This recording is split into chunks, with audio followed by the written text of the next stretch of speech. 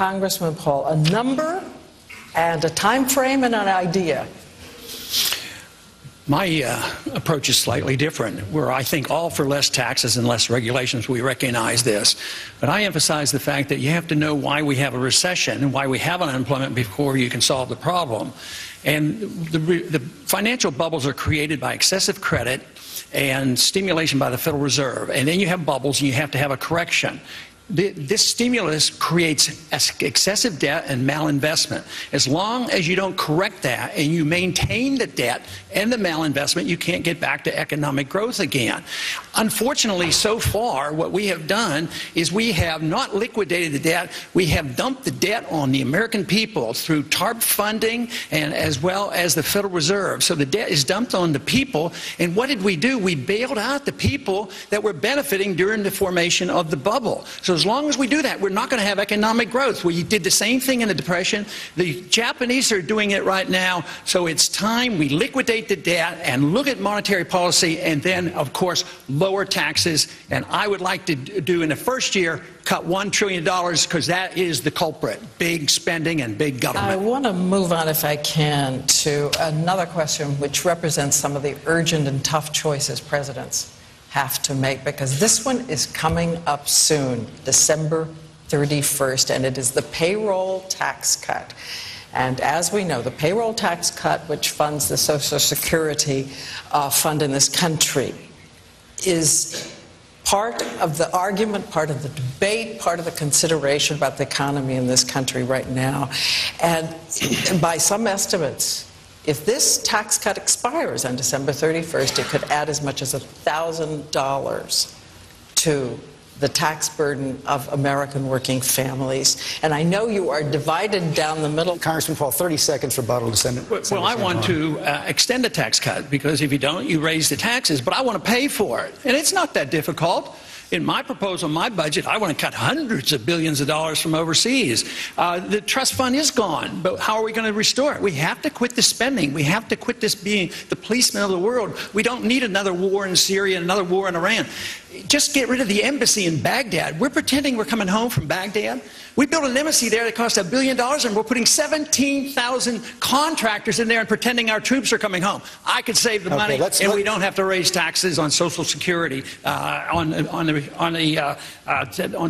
tax. I want to bring Congressman Paul in on this because, Congressman, you've been running ads that are quite tough.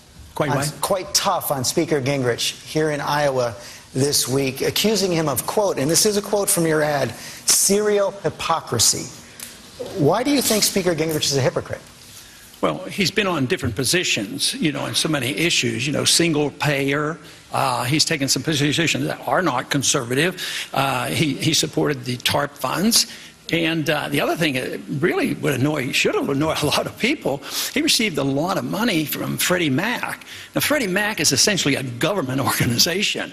While he was earning a lot of money from Freddie Mac, I was fighting over a decade to try to explain to people where the housing bubble was coming from.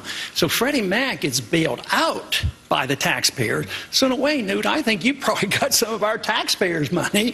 They got money out, and they're still getting bailed out.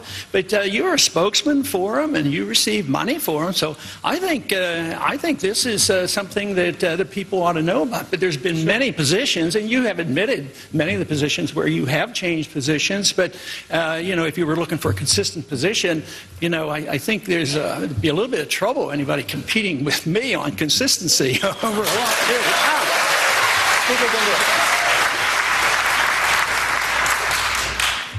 Well, first of all, as you say normally in your own speeches, the housing bubble came from the Federal Reserve inflating the money supply.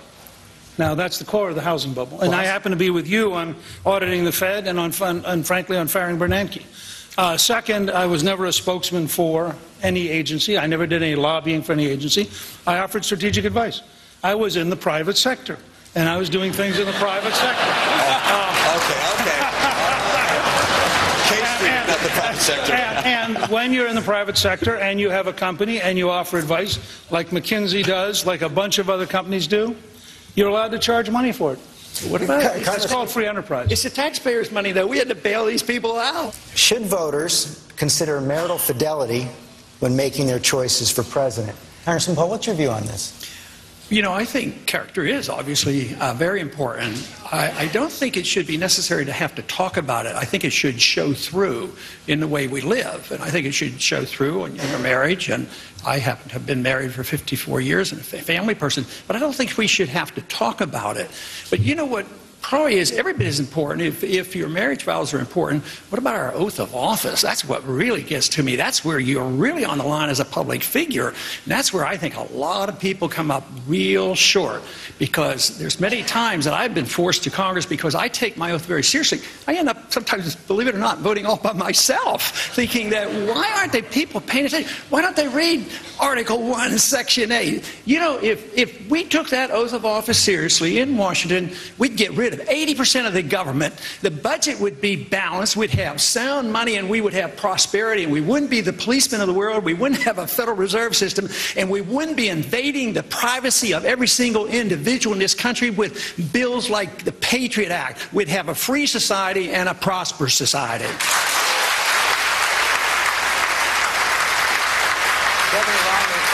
Speaker Gingrich caused something of a stir overnight in the Middle East with comments he made in an interview with the Jewish channel in which he called the Palestinians an invented people. And I just wondered, Congressman Paul, if I can start with you. Do you agree with that characterization that the Palestinians are an invented people? No, I don't agree with that. And that's just stirring up trouble. And I believe in a non-interventionist foreign policy. I don't think we should get in the middle of these squabbles, but to go out of our way to say that so-and-so is not a real people. Technically and historically, yes, you know, under the Ottoman Empire, the Palestinians didn't have a state, but neither did Israel have a state then, too.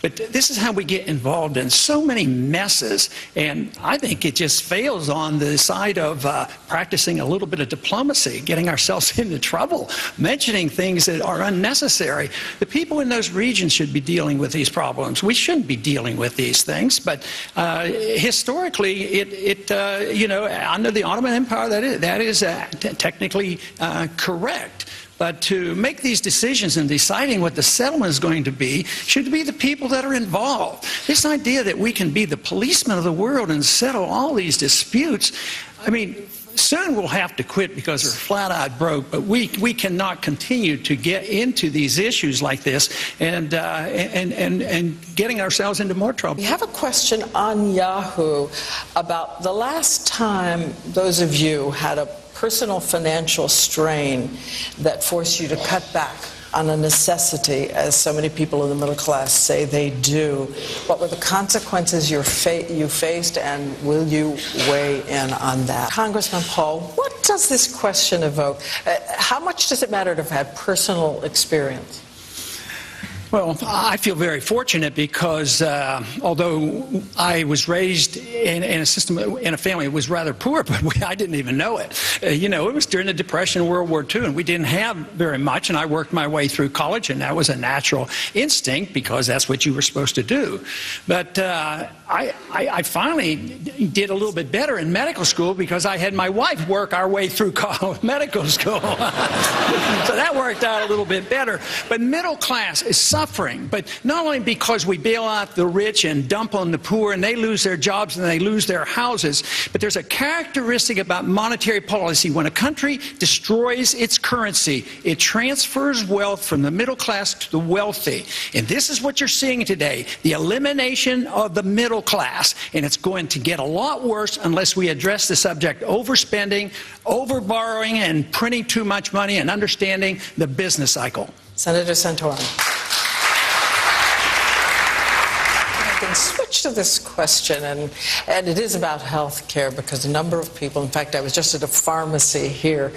I do have a cough, but I was at a pharmacy here in Iowa, and the pharmacists were talking about a big driver of health care costs, and they specifically mentioned habits, unhealthy habits that we all need to learn to do better on at a young age. They talked about obesity, they talked about exercise.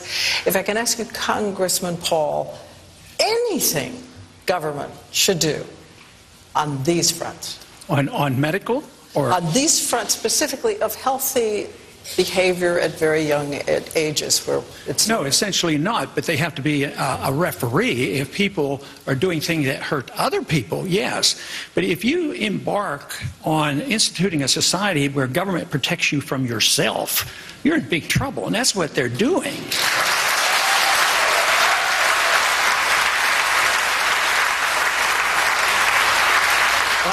I think what we've had here is a demonstration of why should we have a candidate that's going to have to explain themselves. 70% of the people want further explanations on what your positions are. So I think that is endless. But you talk about the Obamacare using force.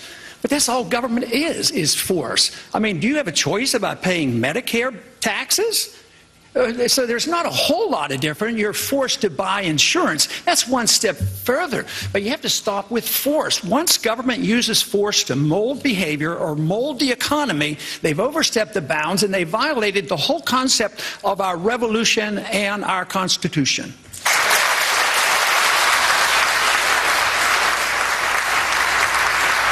As a form of closing statement, we just want each of you, you're all running against each other, but in these last few minutes, if you stick to the minute, we will not run over the commercial. Tell us the one thing you've learned from someone else, one of your challengers on stage. Governor Perry. I tell you, Congressman Paul got me really intrigued with the whole the Federal Reserve, and I've spent a substantial amount of time reading about and Currency Wars, the book by James Ricard's. But Congressman Paul is the individual on the stage that got me most interested in a subject that I've found to be quite interesting and at the root of a lot of the problems that we have, and I thank you for that. But the one thing that I found outside of these fine individuals on this stage is that the people of this country really want to get America back on track. I always find the principle of leadership to be most interesting. And as I look at the people on the stage, each exhibits different qualities of leadership, and they've each exercised leadership in different ways. One of the things about Ron Paul that always amazes me is when I come to a debate like this, the only signs I see are the Ron Paul people out there in freezing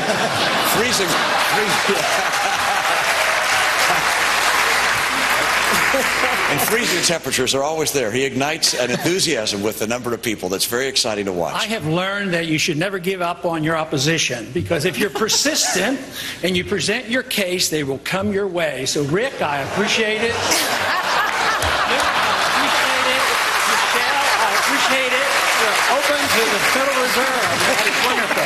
But I work from the assumption that freedom brings people together. And if you understand freedom, it's based on tolerance and nonviolence. So if it's tolerance, it should be bringing all kinds of people together, and that's following our Constitution. We shouldn't be fighting among ourselves, because we shouldn't be fighting in Washington. If we all take the same oath of office, where does the fight come from? Somebody is messing up somewhere. So I would say that with persistence, I think that we can all prevail and come up with the right answers.